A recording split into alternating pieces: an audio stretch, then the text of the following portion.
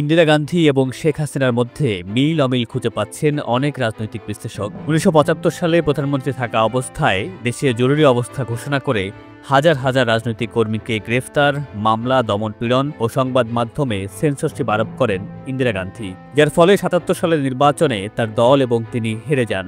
নিজের ভুল বুঝতে পেরে ৭৮ সালে তিনি প্রকাশ্যে স্বীকার করেন জরুরি অবস্থার সময় তিনি ভুল করেছিলেন। অনেকের কাছে এটি ছিল তার রাজনৈতিক জীবনের সমাপ্তি, কিন্তু ইন্দিরা গান্ধী ৩ বছরে বিরোধী দলে থাকা অবস্থায় নিজের সমালোচনা করে সব ভুলের দায়ভার নিজের উপর নেন। এই বিনয়ের কারণেই ১৯৮০ সালের নির্বাচনে জনগণ আবারও তাকে ভোট দিয়ে ক্ষমতায় ফিরিয়ে আনেন।